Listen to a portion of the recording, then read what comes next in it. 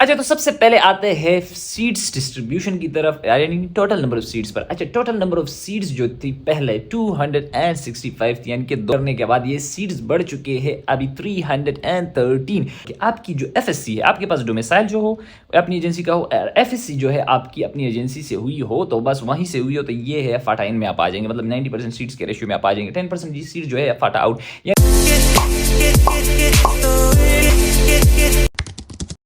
तो जी कहते हैं के एक और वी लोग, तो यार आज हम बात करने वाले हैं HEC यानी हायर एजुकेशन कमीशन की तरफ से मिलने वाली जो सीट्स होती है, जो बेसिकली होती है फाटा एंड बलूचिस्तान के स्टूडेंट्स के लिए, तो उनके बारे में बात करेंगे। और दूसरी बात ये है कि जो भी इंफॉर्मेशन मैं आपको देने वाला हूँ, इट इज़ 110,000% ऑथेंटिक इन्फॉर्मेशन, क्योंकि ये जो आप लोगों को पता है लांजे शांजे हो रहे थे जिसी के पिछले से पिछले साल तक, बल्कि पिछले साल तक भी हो रहे थे लांजे, और सीट्स में काफ़ी चेंजेस आई है, जो उनके स्कॉलरशिप पे है उनमें काफ़ी चेंजेस आए हैं।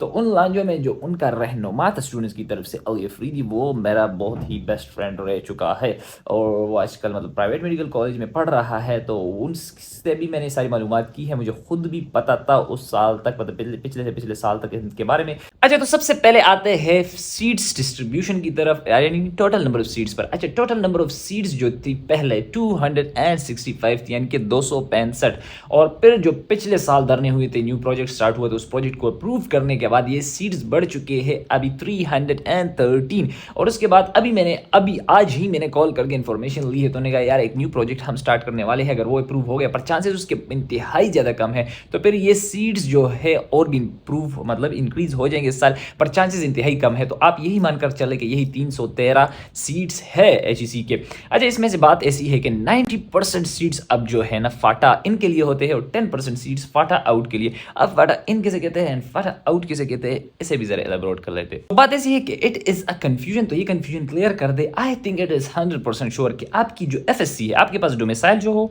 अपनी एजेंसी का हो, एफएससी जो है आपकी अपनी एजेंसी से हुई हो, तो बस वहीं से हुई हो तो ये है फाटा इन में आप आ जाएंगे, मतलब 90% सीट्स के रेशियो में आप आ जाएंगे। 10% जी सीट जो है फाटा आउट, यानी कि आपके पास सिर्फ और सिर्फ डोमिसाइल है। रिमेंबर, फाटा आउट के साथ सिर्फ डोमिसाइल होना मस्ट है। तो फाटा आउट के लोगों के लिए मतलब उनके पास सिर्फ डोमिसाइल है, और उनके बाद जो उनकी तालीम है, एजुकेशन है, वो अपनी एजेंसी से बाहर उन्होंने हासिल की है, तो उनके लिए पर सिर्फ 10% का ही रेशियो है। अच्छा, हम बात करते हैं स्कॉलरशिप पे के बारे में। अच्छा, जो इनको स्कॉलरशिप मिलती है ना, वो नीड बेस के ऊपर मिलती है। नीड बेस का मतलब है कि इनमें जो जितनी इनकी नीड होती है, फॉर एग्जांपल इनमें से बहुत से लोग जो है वो पब्लिक मेडिकल कॉलेजेस, सरकारी मेडिकल कॉलेजेस में हो जाते हैं। जो पब्लिक में हो जाते हैं तो उनकी जो वहाँ की फ़ी होती है, जो कि ऑब्वियसली थाउजेंड्स में होती है, फिर उनका ट्रांसपोर्टेशन, उनके बुक्स, उनका मतलब हॉस्टल फ़ी, मतलब सब कुछ मिला शुला कर पहले 1 लाख प्लस थी। अभी जो न्यू प्रोजेक्ट यानी कि पिछले साल के बाद 2 लाख प्लस, अभी मुझे जो वो मिली है 2,35,000, ये मुझे ज़रा एक फिगर मिला है, but it's not confirm, but 2 lakh plus is confirm, ये इतना इनको मिलता है ईयरली।